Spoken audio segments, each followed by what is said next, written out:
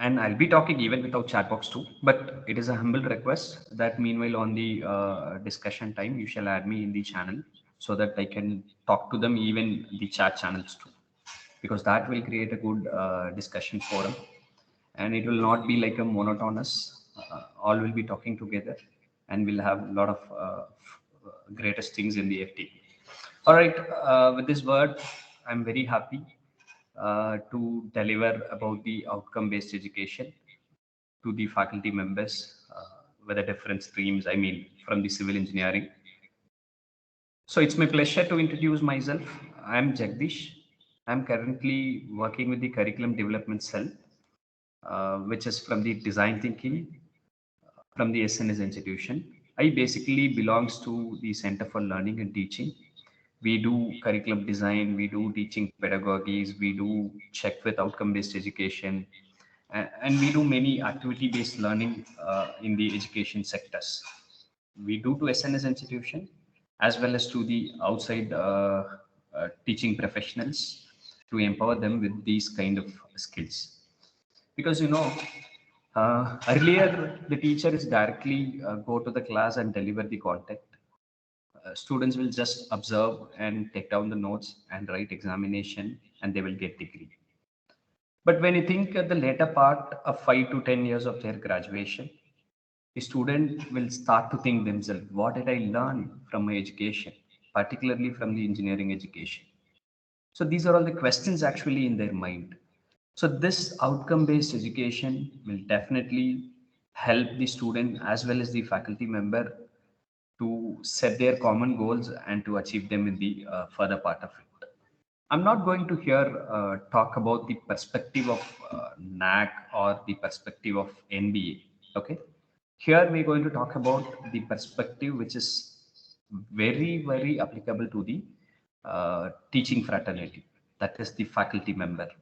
Because we have been experienced the outcome based education from different leaders with the different thoughts. That's exactly because there are varieties of teachers here, freshers experience and middle level experience, and everyone will have a different kind of understanding on the outcome based education. And particularly when we talk about the OBE, suddenly we start to remember the attainment part, how to calculate CO attainment, how to do PO attainment. It is not exactly the outcome based education. So that's what I'm going to give you a brief, because in the next 1 hour we'll be talking about what is the exact need in outcome based education, how the teacher can influence and make the perfection in the outcome based education with their delivery plans, and how are we going to face the present generation, I mean the scenario of COVID. How are we going to engage the students in the online to get the exact outcome based education? So these three are the essence in this session we're going to learn, and you are allowed to ask questions, and whenever you have that, I'm here to help you out and I'm support you how it can be happen or implemented. All right, so let me share my screen.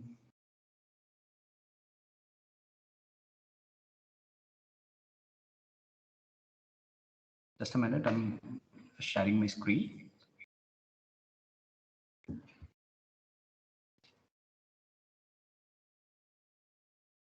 Yes.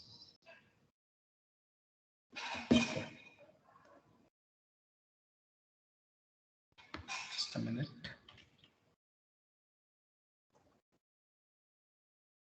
All right.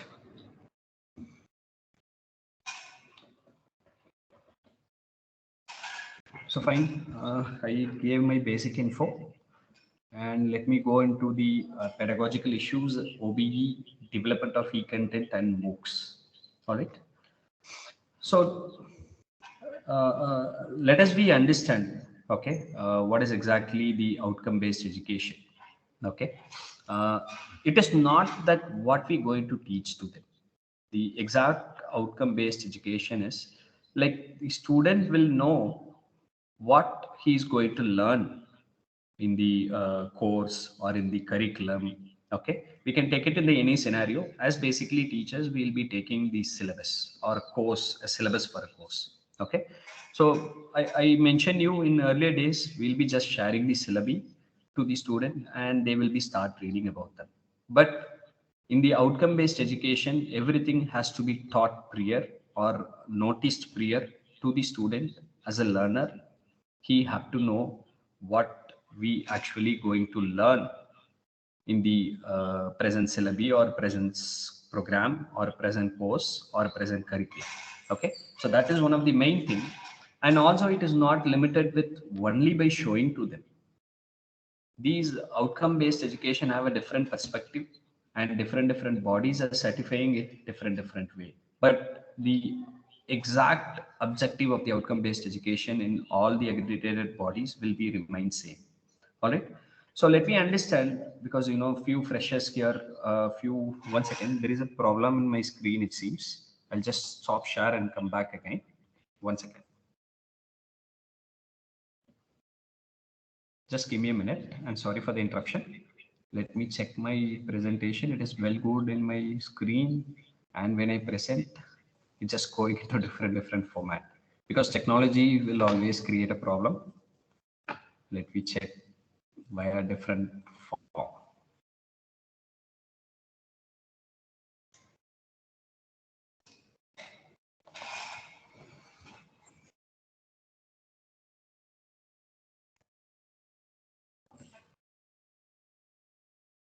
Oh my god, again it's happening. No issue, I can make my screen little bigger in size so that it can be best compatible. Yes, madam.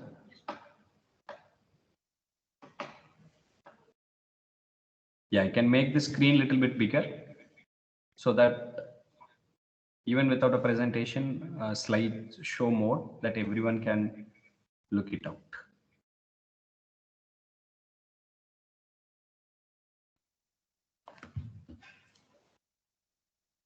Fine. Fine. So let us be understand what is exactly the outcome-based education and the traditional one which we had. Okay, we are not saying the என்னது the attend exact. பண்ணுமா There is a noise. Bhuvneshwari Madimuthu madam. Yeah, fine. And Sendil sir, if anyone goes their mic unmute, can you please help me out so that I can Yeah, go sir. ahead with the Let me presentation? unmute them, sir. Someone's mic is Fine. unmute, Thank sir. you. Thanks a lot. Yeah. And let us understand what is exactly the traditional education and how our outcome based education is helping us towards exploring the students learning. Okay, so both the education is a fundamental. All right, so let us take a part of traditional education. So in traditional education, we define about the learning objective. Teachers, I'm talking about, we define in the sense it's all about in the hand of a teacher. And there will be a lot of board of studies and academic committee who will be defining the syllabi, and they will be mentioning few objective of the course and few outcome of the course which is in the syllabus. So it is the flexibility of the teacher or the faculty member to define the learning objective. It's all about, we say it is in a simple word called course objective. All right, so it is a flexibility of a teacher who can define the learning objective, and we will be planning the time limitation in the traditional. For instance, this syllabi will be delivered in 45 hours or 60 hours or 35 hours. In case of autonomous, we'll have a different credit system, and the teachers will plan the timeline and will be delivering the content based on the course objective or learning objective. And the traditional education will be mostly faculty centered. Okay, faculty centered in the sense, it's a simple example to understand what is faculty centered is teachers talk time. Okay, majority of the class, teachers will be talking lot and lot, where students will be very passive. They never talk. They will be allowed only to talk at the Q&A session or at the doubt clearing session. Majority of the time, faculty will be talking, talking, talking. That's I mentioned as a teacher's talk time. Okay. And what will happen when we talks go on talking for a 1 hour, 2 hour, 3 hour? Automatically, our energy will become down, and we cannot even deliver the exact content which we prepare. This is the disaster when we go with the faculty center.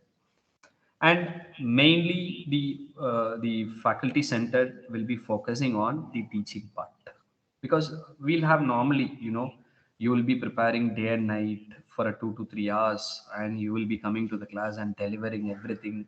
The last 5 minutes of the bell rings, even you will ask the next teacher that I will take 5 more minutes please, and you will be delivering what you have prepared, that you did. Because understand, empathize the student in their perspective, that is different. Okay. And when we talk about the outcome based education of comparison of traditional system, the same course objective and outcomes, we'll be talking about outcomes, not on the objective part. So those outcome will be defined by the faculty, and based on the outcome the time will be fixed, and the teaching and learning methods will be majority on the student centered learning. So here teacher's talk time will be reduced and student work time will be increased. It will be like a laboratory case, half blended situation. Teachers will talk less and the students will do more. But still, if we are saying that we are working with the outcome based education, but when we see at the classroom, the teacher's talk time will be large, more. Majority 99.99 percentage of teachers, the classroom will be, teachers will be talking more and student will be doing less. So this is exactly where the place we have to give a thrust to change into the student centered method. And here the focus will be on the learning of student rather than teaching of the faculty member. So that is the simple example, simple understanding to compare, and the highlighting part of the outcome based education. All right. So as I mentioned, like, teacher centered approach will be focused on the teacher, will be delivering all the content, and they will be listening, noticing down, and where the passive learning will happen. But in the student centered approach, they will be allowed to work with an exercises. They will be allowed to collaborate. They will be allowed to talk. They will be allowed to discuss. But where teacher cannot, faculty member cannot be keeping quiet. It is not like sitting in a one point of the chair and leaving them to do as a democratic. It is something different. The role of a teacher will be different. Okay. So that we'll be looking into the later part of slides. Okay. So let us all, these are all the content you know already. Because when we really want to educate or inculcate the practices of outcome based education, we have to consider these things definitely. Okay. uh, Vision of the institution, or vision of the department, or mission of the institution, or the mission of the department, program educational objectives, program outcomes, course outcomes, these are all well versed with you, because you will be always working for every 6 months in your course file to show to the NBA or to the NAC. These are all well versed to you, because even your top management peoples will make you to remember the vision and mission. They will be keep on asking you questions. But where this vision and mission is really used, that is the question mark here. Okay. For instance, each institution have different vision and different mission. Is it your outcome based education is in lining with your mission and mission? So there is the question mark where actually the faculty member have. Because displaying the vision or making the vision or preparing the vision is not only the role of head of the department, it is all about the teaching fraternity. If your vision is set or set as to impart international quality of education, then your mission and your outcomes, your learning course outcomes, your program outcomes, your program objectives, your delivery method, your all the aspects which is enriching or fostering to achieve the vision has to be in line to impart the international technical education. So that is where the vision and mission has to be considered before we implementing into the outcome based education. And also we have to consider the graduate attributes that everyone know. We generally call it as a program outcomes, PO1 to PO12 or POA to POL, we generally call. But the majority of the faculty members should not talk or should not say about this is a program outcomes. So this is the attributes of a graduate. All right. So the graduate has to possess. The graduate has to possess. Right. And when you want to implement the exact OBE, your curriculum design plays a vital role, and your the delivery method and your assessment. These three components are very, very important when you implement the outcome-based education. All right, I'm not going to here lecture more about how to plan or how to assess or how to. It is not like that. I'm just pointing where we actually want to work to achieve the exact outcome based education. All right. So let me do a curriculum design, and based on the curriculum design, we will plan the curriculum delivery, how we are going to deliver, what resources we are going to deliver, how we are going to assess the content we deliver.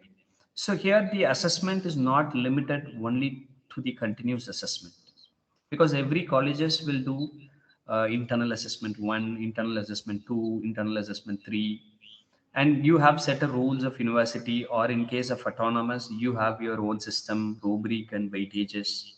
But it is not limited. These are all the flexibility of the faculty member, where you can design or you can decide or plan the how many assessment you can do. For example, we do every I mean assessment to every class. For instance, if I'm planning a course to deliver in 45 hours, maximum of 40 hours, I'm really planning on assessment part at every day of interval for even small assignments and assessment for a 5 to 10 minutes in our class. So that gives a lot of insights on the assessment. So in case if I want to check, and based on the feedback of assessment or the attainment calculations, then I can go back to the curriculum design, or where I can change, or I can change the delivery mechanism. So where I have to work it out. So this is a process, okay, where I have to show how it has to be done. It is not, don't think that someone have prepared the curriculum and they are asking us to prepare and deliver. But the curriculum you have, if a teacher thinks, they can do a wonder, even in the delivery part and in the assessment part. All right. And as I mentioned, how can we implement the exact outcome based education or the outcome based education implementation? All right. So I'm just going to start here from the blue colored one. All right. So first you will be having your syllabi with your hand, right? You will be having the syllabi with your hand, and you will be understanding it. You will try to search the textbook content, and you will set the objective for the course, and you will be set the outcome for the course, and based on your outcomes you will be mapping those outcomes, course outcomes, with the program outcomes. Then you will deliver as per your lesson plan. You will be deliver the content, and you will assess at intermediate levels of the courses. Then finally you will do the attainment, program attainment based on the results, and you will check the attainment process or attainment value. If the process or the value has to be improvised, then you will be again going back to the objective and outcome part. So this is process of outcome based education. Generally all the institution will follow the process in an exact way, because NAC, NBA, they are giving a lot of guideline to how to set, how to define. They are doing a very good job that giving a guidelines to the faculty member to work on the part. But the role of a teachers, I mean the role of faculty members, plays a vital role in achieving the 100% efficient outcome based education. Okay, so let me share a few more things about the graduate attributes, and we generally call it as a program outcome. All right. So normally what we do, we'll keep the question paper, we will set the question paper, and we will make the student to appear for the examination, and we will evaluate it, and we will take the score into the pivot time. But this is different little bit. You know, I don't see the program outcomes as one of the attainment tool. We always see the program outcomes as a graduate attributes. These are all skills, because every engineer, when he comes out of or he when he gets out of the graduation, he must possess the engineering knowledge. He must possess problem analysis. He must possess the skill or a tool of design and development. He must able to investigate the problems. He must have an ethic. He must have an individual and teamwork. So see this as a skill before you plan or before you set the course outcome. Because for example, an English teacher, an English teacher going to set the outcome for an English portion. So where we cannot say the outcome is he will be knowing about the grammar, or he will be knowing about the prepositions, he will be knowing about the verbs. We cannot set the course outcome like that. You know, we have to set the course outcome as a measurable one. A public speaking is an outcome of an English course. When a student complete the English course, he must become a public speaker. So that is the outcome actually the English professor have to set to the student. And based on the set learning outcome, those delivery has to be enriched with the public speaking skills with an additional to the English content. So later we have to check whether my student can able to become the public speaker or not, because we want to set as an assignment or an assessment that every student must do a public speaking. So later part, you can check whether he became a public speaker or not. So this is how the graduate attribute has to be enriched to the students community. So that's where the 10th PO, that's the 10th graduate attribute, is a communication. And individual and teamwork, majority of the classroom will be individual role. Student will be sit individual and he will be working individual. Why don't we make our classrooms to be collaborated one? We can make even 3 students to collaborate into group marks, individual marks. So when we make them to do into the classroom, then definitely these attributes will come. So please look at the graduate attributes as a skill which a teacher should impart to each and every student. Teacher should facilitate each and every student to get these kind of graduate attributes. It's not only to be required or not only to be mentioned in the notice boards or in the classrooms or in the time of PO attainment calculation. All right. It must be incorporated in the classroom, not limited to any subjects, any courses. You cannot say, I'm a math teacher, I can do only a problem analysis, I can do only math problem. You cannot say, because math teacher can able to make the student to communicate well by giving an assignment or to present in the classroom. A math teacher can assign a problem to a group of students where you can inculcate the individual and teamwork. A math teacher can give a real life problem and you can ask the students to investigate a common problems. So there is no limitation and there is no challenges in any kind of subject, because normally professors or a faculty member or a young faculty member will always say, I'm handling theory paper, I cannot do investigation. I'm handling analytical paper, I cannot make a presentation. So that's the reality I'm talking. I'm not mentioning or pointing any mistakes on the faculty side. I'm just talking about the reality where we have to improve or establish a new systems which is required for the outcome-based education. So whenever you plan your class, 45 hours or 60 hours, kindly consider these graduate attributes. How can I incorporate these attributes in my class? Okay, every day you're not required to enrich all 12 graduate attributes in a single class. On day one you can do with engineering knowledge, at day two you can do with engineering knowledge and problem analysis, and day three ethics, day four individual and teamwork. So where you can do a mixture of things. So this gives you the satisfaction that you made the student really possess these attributes into the 4 years of graduation. All right. So in case if you have any question, you can turn on your mic and ask me at any point of time. Okay, because we know we are working with a lot of things. We are working with a lot of worksheets, assessment methods on looking on the graduate attributes, because we have different set of questions, and we prepare a lot of worksheets which involved the skills of the graduate attribute.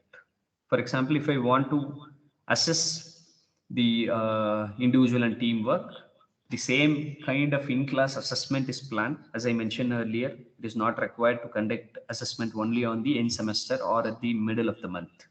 At every day you can keep an assessment to check whether the student possesses these graduate attributes or not. So let's have a try once and share me the experiences. That definitely will help on to work a lot. All right. And this is very huge, this is very huge to all the faculty member. So this taxonomy also to be considered when you deliver your class or when you plan your course outcome. You have to think the graduate attribute, you have to think the ability of a learner, you have to think the Bloom's taxonomy, because we always do at 99.9 of my public speaking or to the faculty development to these teachers, when I ask the question, where will you use the Bloom's taxonomy, the 99.1 percentage of answer, yes, I'm using Bloom's taxonomy in the question paper setting. So then I'll start to ask, oh, that's great. How are you using at your question paper? They say, we are using the action verbs of Bloom's taxonomy in the question paper. And that is how we are incorporating the Bloom's. Okay. So from this situation, please understand the Bloom's taxonomy is developed to maintain the levels of education across the universe to be same, and also to be measure the level of the student with a common model, with the worldwide. Because we cannot say the student graduate from India is very lower in the level of education, the student graduate from United States of America are in the higher level. It is not like that. If a teacher thinks, if a faculty plans that how my class today, what level of delivery, what level of student centered delivery that I have to do to my class today, so that is where the Bloom's taxonomy helps to the faculty member. So you just when you do a normal teaching, that will comes into the remember. When you say an example of understanding or example of application, that will comes into the understanding. When you make the student to apply to work with the mini projects based on the understanding, that comes into the apply level. When you make the student to analyze cannot be done with a single product. It can be done only by the comparison. So mini project or a comparison or a cases which we can take and analyze. Okay, that comes into the level analyze. And evaluate and create. Evaluate in the sense when you compare two product, and when you able to evaluate with a ranking system or a point system, okay, with the values and judgments, so that is called as evaluate. And finally developing a product is on the create. We understand that all the levels cannot be incorporated in a single course with a diversified syllabus, with a diversified content. We understand, but I'm talking about the overall of the program, the 4 years of study, 50 papers of education, right? So definitely we can incorporate these Bloom's taxonomy in our teaching too. And this is also to be considered when you deliver the content to the course, because this we normally don't think exactly. We'll take something, what we do, we will do sometimes we'll give you one assignment, we will just give a one case study, because your head or a principal may set a target that you must do for the NAC or NBA or something. It is not like that. Every class can be conducted with the help of Bloom's taxonomy, the way in which. So this is the best guideline to the faculty member, that what he exactly have to do in the classroom teaching. All right. Because the reason for saying, there are different kind of students, learners in the classroom. One will learn by just hearing. One will learn only by watching. One will learn only by doing things. So these are the three abilities of your students in the classroom. This is reality. If you go and check, few will understand when you're talking. Few will understand they're looking. Few will understand only by doing. A simple example of smartphone. When smartphone comes into the market, majority of us do not have. But you didn't touch the books of a smartphone. You didn't find anyone from outside who educated you, demonstrated you the smartphone. You have just learned it by doing things. Just by doing things, you have learned about smartphone, how to operate, how to work, how to message, how to take a photograph, how to do an MMS, and a lot of things, right? Now it's trending. No one can live without the smartphone. So this is also to be considered when you implement the delivery methods in outcome-based education. All right. All right. So this is a good important part, that every time you will be getting corrections when you write your course outcome, because majority we will get, because when we write course outcome and when we showcase to the experts, then how is my course outcome? There will be small changes and things which can be added as an essence. All right. So your course outcome must have or must describe the skill from the Bloom's taxonomy. All right. That is why I mentioned the level. Your course outcome must describe the knowledge and skills via the course outcome with the help of Bloom's taxonomy. And also, students should understand why that particular knowledge and skill and how it is gonna useful to them. That is where I'm mentioning about the application part. Your course outcome, the first rule, the course outcome should have the knowledge and skill, what the student will do. And meanwhile, it should connect why that skills and knowledge to them. All right. And this is how the course outcome has to be mentioned. And one thing is like, the course outcome must be measurable one. If you write the course outcome, if someone comes and see your course outcome, that should be a measurable one. You cannot just simply say he will be understanding, he will be knowing, he will be demonstrating. It is not exactly the way where the course outcome has to be mentioned. The exact rule for writing the course outcome is to be measurable one, specifically measurable one. So that is what the new changes the national education policy is talking about. Generally we write course outcome. Now we are talking about the course competencies in the national education policy. We are going to set a program indicators. We're going to check it again. So outcome for a course outcome. So that's exactly called as a program indicators that we're going to set in the new educational policy. Soon it will implemented in the educational institution, that everyone will be working for the skill development. All right. So let me touch a few teaching methods. And this is not bad. This is not old. Because, I strongly believe the lecture method is one of the wonderful method, unless based on the need. Because, do you know why we have always a blackboard class in our room? Because, when we have the strength around 50 to 60, then definitely the lecture method is a wonderful method. All right. It is definitely is a wonderful method. It is not a bad method. It is not a old one. Because of the situation of 50 to 60 members in a class, the lecture method is the best method. So to reduce the writing time of the teachers, we have introduced the information and communicative technologies. And projector and screen is not a teaching method, it is a teaching resource. Okay, even if you use the projectors and screen, so that is also comes under the lecture method. All right, that is also comes under lecture method. So if you want to make or address a large crowd, the lecture method is a wonderful method.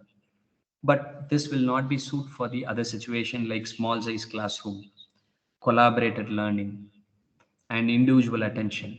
This is not actually giving to the students community in the outcome based education. So that is why every system is coming into the new change of different teaching methods and pedagogies. All right. And the next method which can be used is demonstration. Demonstration in the sense, don't think that you can take a product and come to the class and show to the student. This is demonstration. This is not exact demonstration actually. A demonstrative way in the sense it has to be shown working live in the classroom. So this is Professor Walter Lewin, and I think majority of you know about him. He's a physics professor. He do teaching for the love of physics. In case if you get a time, please go to the YouTube and you can see the Professor Walter Lewin, his lecture for the physics of love, how the demonstration method actually lively taught in the classroom. Okay, so here there will be no noise even, because that much patient he's doing with the demonstration. He's doing a live things, because a physics teacher normally go to the classroom and teach about the pendulum and talks about the swinging, and they will derive and they will come back. Here, this Walter Lewin professor will do like a physics professor, but he is proving that practically it is same with the help of a demonstration. That's one method we actually, if you want to prove them, that we can show to that. Okay. Every teaching method is not a bad method. Only based on the situation, we should select. Based on the skill, we should select. Based on the Bloom's taxonomy, we should select the teaching style. Based on the program outcome, we should select the teaching method. It is not simply choosing the teaching method or a learning method to be planned for the outcome based education. All right. And this is a traditional classroom that from 1965 to 2022. And even if you look at 2050, your classroom will be like this. There will be no changes will happen.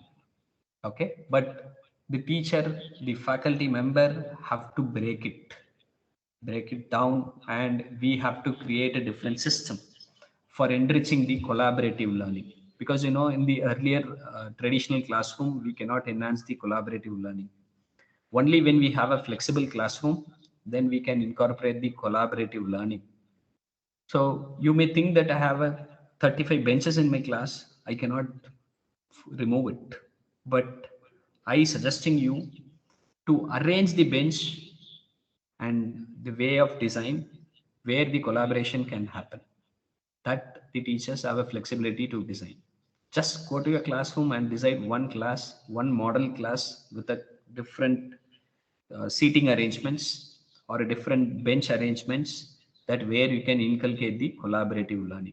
Allow them to talk, because if company recruit a student and he will be going to work with a team and he's going to discuss with them with the team.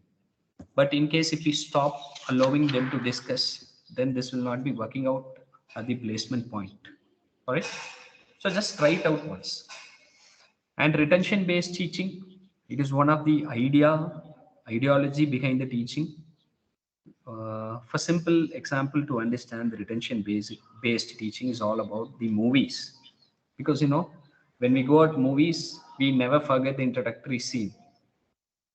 uh, if we go movie, we'll never forget about the ending scene.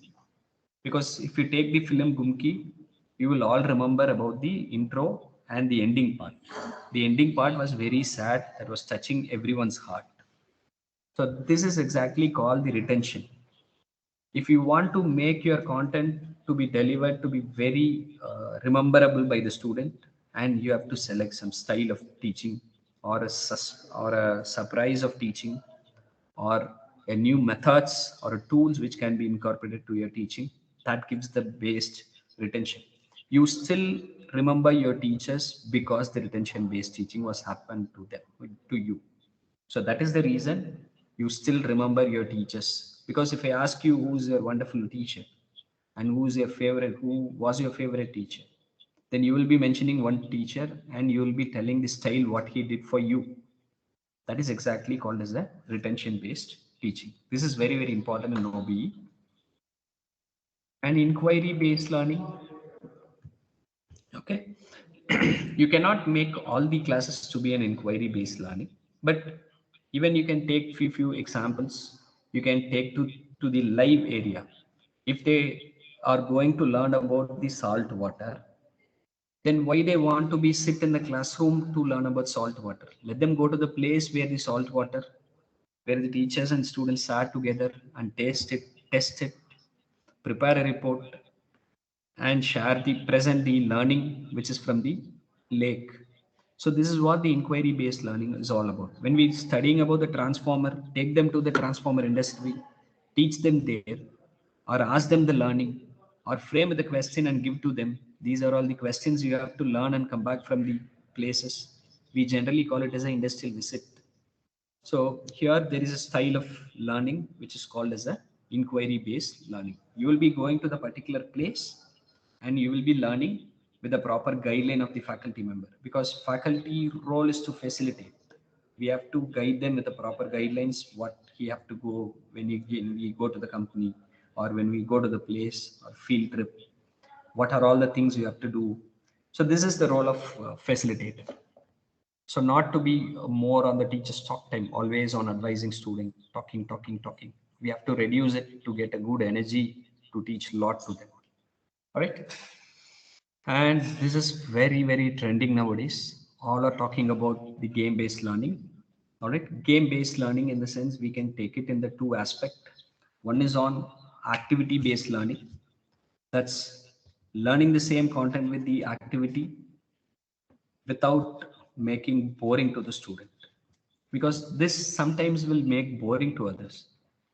We'll keep some activity, the same activity will be kept by another teacher, the same activity will be kept by the third teacher, then for the whole day same activity, then the student will get bored. We have to select a different activities to be taught in the lesson plans, and reward systems points. So this can be incorporated only by the collaborative learning methods. Your students has to be collaborated with the teams, and where point systems, ranking systems, badges, and this can be incorporated into the education sector. All right. And e-learning is a wonderful, that e-learning is gone a future. This COVID actually taught us a lot of things. We didn't know what is Zoom, we never know what is MS Teams, we never know much about online. But the COVID taught us a lot of things in online. Now the whole world is knowing about the online platforms. So e-learning is going to be a future. Even if COVID resumes or COVID stops, this e-learning is going to be a future. And with the help of e-learning, we can do the flipped classroom, LMS Moodle, learning management system, coursewares, webinars, MOOC, blended learning. So everything can be incorporated with the help of a e-learning. But what we do, the MOOC providers of other concern, for example, Udemy or some other concerns, they are charging you. So why don't we develop one MOOC platform for our own student? Let the teachers go online, students be online, learning the same, and we can create our own model and we can offer free of cost to the students rather than paying them to others. We can do or create own MOOC development for our own courses as a sample run. Nothing wrong. At initial time, every MOOC providers will do worst videos. Later part, they will be changing the videos with the feedbacks of the systems. All right. And why always we want to have a pen paper kind of assessment? Always goes on writing assessment. That is why student getting bored on doing assessment. So every day we'll give a different assessment, a kind of puzzle, a kind of MCQ, a mini project, a summary, a wrap up, assignments, poem creations, formula creations. question stems, lot of method. There are 50 to 60 methods are available online. You can even find 53 ways of assessment technique by one of the IIT professor. So where I learned a lot about the assessment techniques from there. All right. So kindly go to the internet and you can find out a lot of assessment way. Try it out each day with each different assessment. That makes the classroom very interesting to student to go ahead with an assessment part without getting bored and doing things. All right. Yes. So now I'm coming to the exact part which every faculty member are struggling to meet out the proper education to the student in the COVID period. Online teaching strategies. Everyone is getting bored and become a passive. Even they're not talking to us. Even if we call them by name in online, they're not opening their mouth. So this is the feeling of every faculty members as of now. I hope so. Definitely. If chat box is enabled, then definitely I would have asked you in how many of you are facing the same problem. Yes, chat box is enabled. So let you guys share me a few understanding. Is it really challenging online classes? Please do it in the chat box. Which can you please? Are you really struggling with online teaching strategies?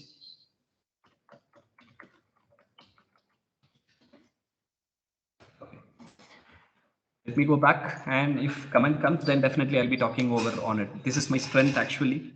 I do a lot of online teaching strategies, which I'm currently working because many are there. Uh, Definitely, this is the question where we have to think.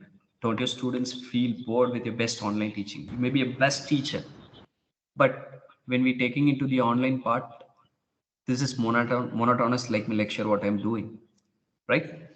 And this will get bored to the student.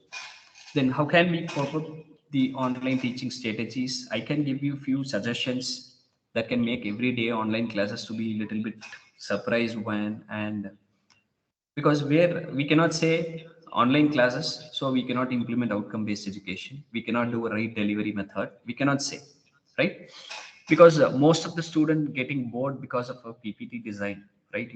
We do always outdated ppt design, we do too much of content in our ppt, different font, different font size, different colors, full of paragraph and theory. There will be no images, there is no real world connections. Finally it will become a monotonous lecture and passive learning. But definitely we have to, because we cannot say the fault is on the teacher's side. We cannot say giving feedbacks is a fault of a student. It is not like that. So both have to improve according to the situation. When online comes, the teacher have to improve the competency to deliver the best way form to the students, and where in the other hand, students also have to cope up with the online lectures, how we can make it out. I was talking about gamification, no? So this gamification will definitely solve the online teaching problems and challenges, pedagogical issues, because that is the most one of thing which we have to focus as of now. Let me share you some tools, okay, which can help you for doing your best online delivery method. You know, for presentation of PPT or a PPT design or a flyer poster, you can do work with a Canva tool. Is a free of cost.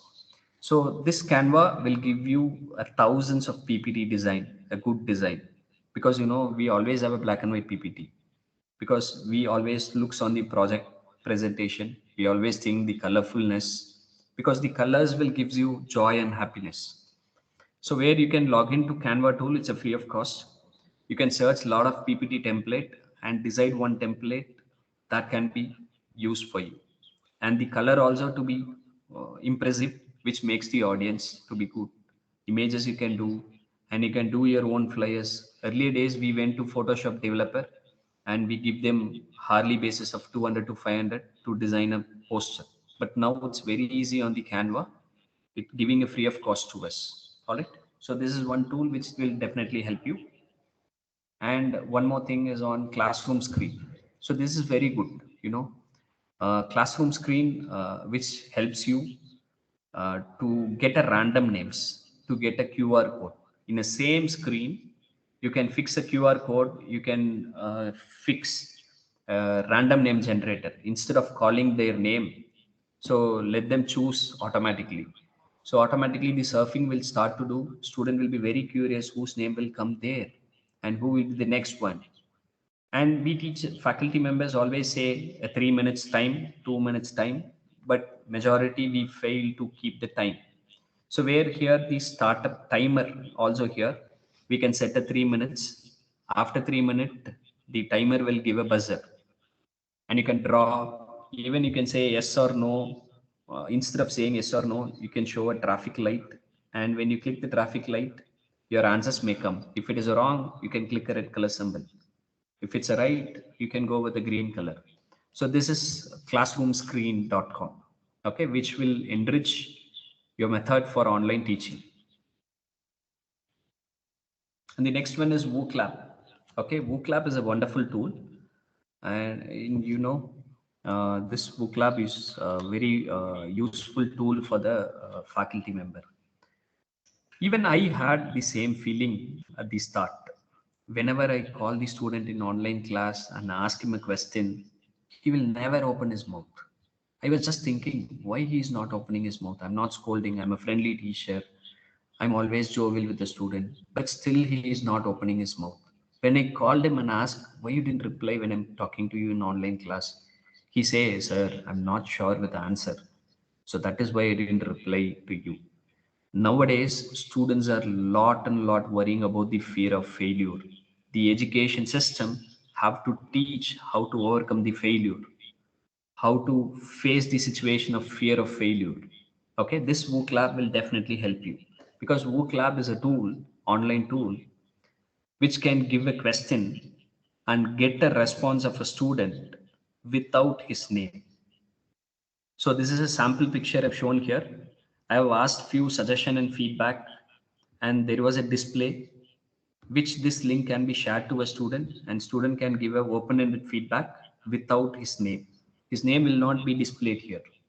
So automatically student will feel surprised and give a real feedback to us. So real need for us. If you're not getting even a single reply in an online class, if you use this, definitely you will get 30 to 40 response in your online class. Even you can ask question like this, the student can give their open feedback without their fear of failure. So this is WOOC lab. All right, you can try it out. Later part I'll share the PPT to the organizer, and he will be sharing to you that you can use it out. And if you feel that if you are using on some part like uh, want a support, that you can give back to us, and definitely we will be taking you there. All right. And next one is Coggle. Yes, Coggle is a tool where you can uh, use it for a mind map technique. Okay, for a presentation. It is like a flow chart.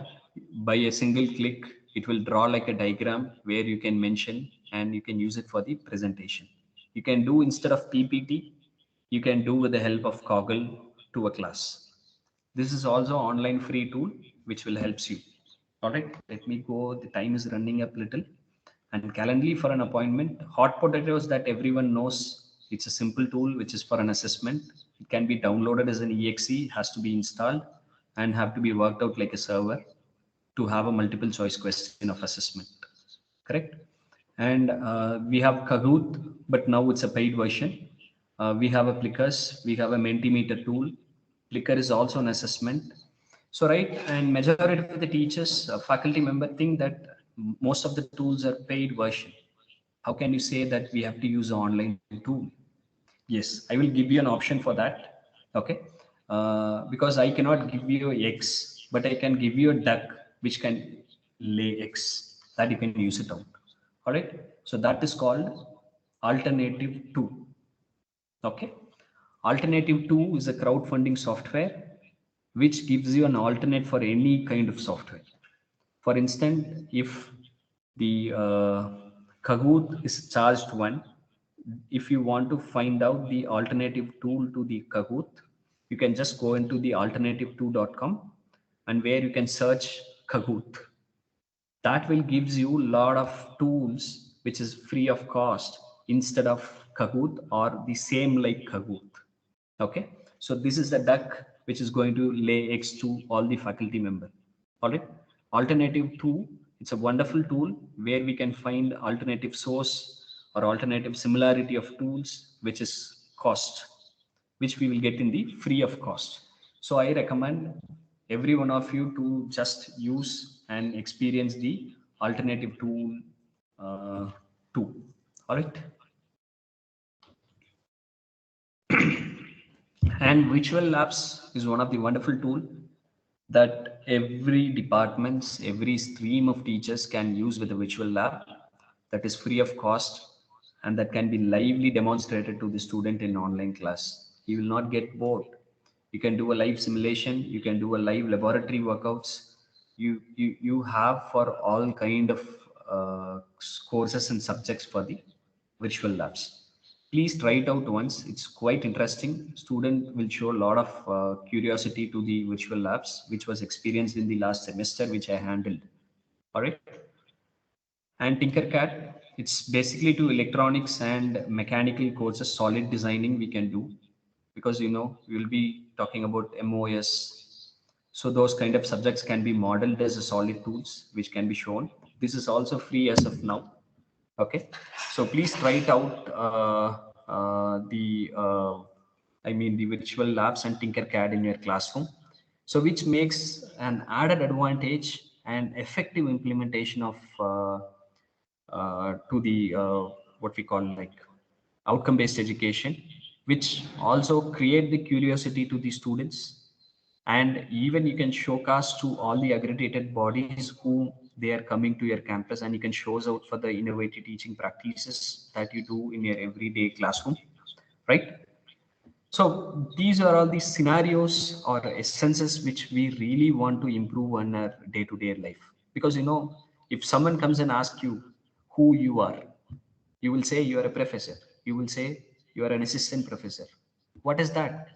Crores of assistant professors are there. How unique you are, how different you are, what is your achievement, how many startups you have. So those are all higher level of learning has to be considered in everyday's outcome based educations and implementations exactly. So I hope I gave a few essence to you in the outcome based education perspective, as well as in the online teaching strategies and MOOC content, which we require a lot of time to deliver, how MOOC has to be formalized and the issues with the teaching pedagogies, and how to create a course plan, how to check, how to design the delivery with the help of outcome based education. So with this note, I thank the organizer and also the patient listener of the faculty development program. And thank you so much. It is open for questions. If you have any, then definitely I'll be sharing my experience to you, and we'll join hands to work out or implement those sessions with you. Because we do a lot of training programs and gamifications in education. Normally teachers, they always say, my student is not listening. My student is not coming proper. My student is not obeying. So we do a lot of faculty development programs for these kind of gamifications and activity based education, where we missing, where we failing, where we have to enhance ourselves. So these are all the education we train the teachers and faculty members in a lot of periods and across. We have quite long of experience with the Center for Learning and Teaching teams of SNS institution, and also as well as the part of design thinking on understanding the audience, understanding the students. So when you want to have a better delivery method, first understand the pains of a student. That gives you a lot of encouragement towards implementing the new teaching practices. So thank you so much.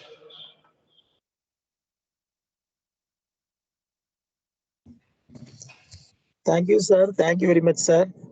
Yes, sir.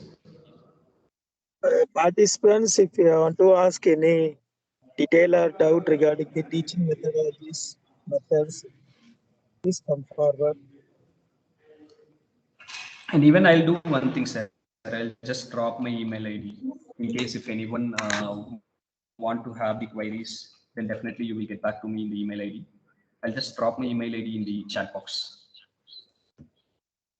Sure, sir. Sure, sir. Participants, now the time is open for you. Or else, shall I try with WooClub, sir? So that will be a good one to get a response if you worry about the fear of failure.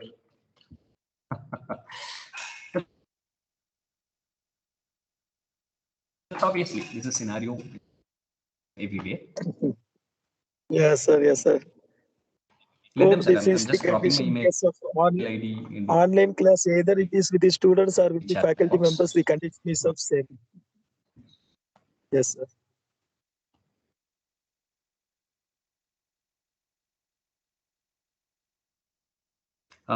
Sir, one request to your side, sir. Please Yes. collect feedback from the faculty members for today's session and share those details to me so that I can watch it out where they really require. Then I'll be sharing few more materials to them, which will help them to implement best online teaching strategies. Sure, sir. Sure, So sir. I I will do dropped it, my sir. email ID and my contact number in the chat box. And in case of any queries on online teaching, then please post with me and let me give some challenges to make my brain sharp much and much every day. So thank you so much. Thank you, sir. Thank you very much, sir, for Yes, sir. accepting I'm my ready for another invitation schedule of meeting. as well as you have prepared the material, everything in a well-defined manner, sir. Thanks for your involvement in engaging us for the past 1.5 hours, sir. Thank you very much, sir. Thank you. Thanks a lot. Thank you to all.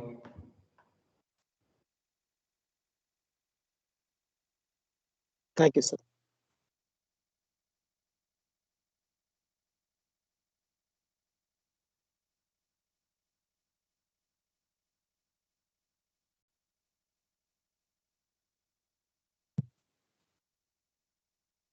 Participants, if you have anything, now the session is meant for feedback by the participants. That is the fourth session of today's FTP program.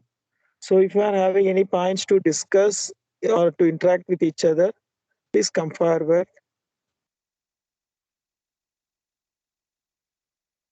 You can say your valuable feedback regarding the past 6 days of FTP program on unit operations in agriculture processing.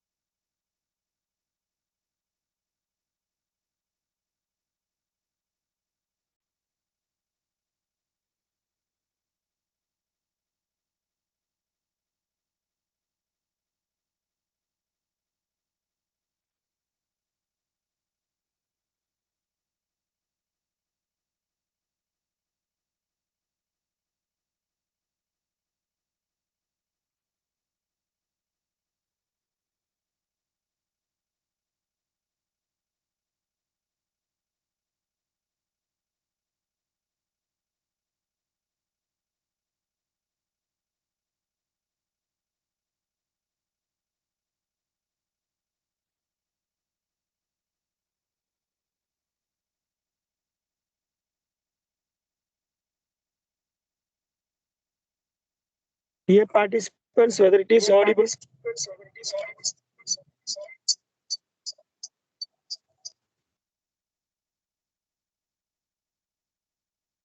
Good afternoon, sir. Is my voice is audible? Yeah, sir. Yeah, sir.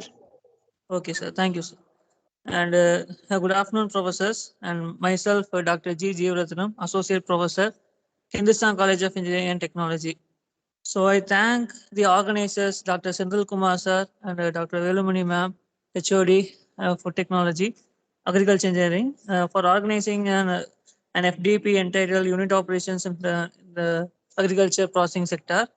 And I thank the Anna University for providing such an opportunity for the young minds and also the professors who can be to gain a knowledge from the eminent professors from NIT, NIFTAM and TNAU, from NIFTAM, NIT Roorkela and TNAU, the professors, and they provided us such a very good knowledge sharing sessions for all the participants. And I thanks once again Sandil Kumar sir for organizing this FDP. So thank you, sir. And also I am thank to the SNS College for providing this FDP training program winter vacation for all the faculty members. Thank you, sir. Thank you very much, sir.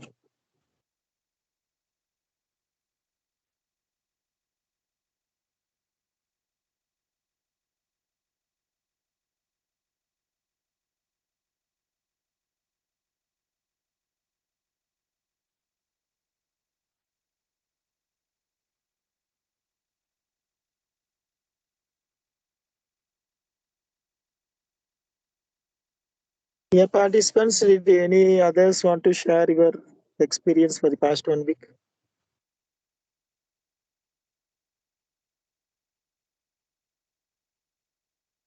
If not, let us conclude this session with this.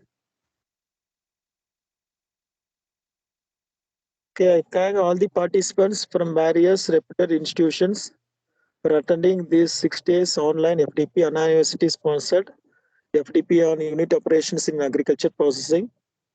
Hope everyone learned or refreshed something about the subject.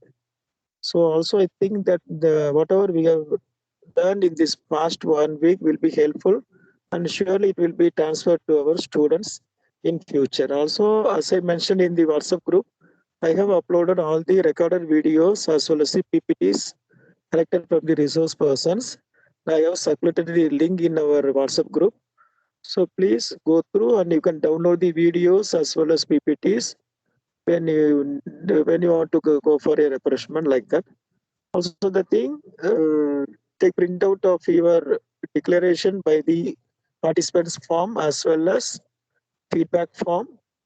Please handwritten it, take a scan and send me to my mail ID that I have given in our WhatsApp group, because these all documents is to be submitted to Anna University within a 2 to 3 period days. I want to send all these documents to university.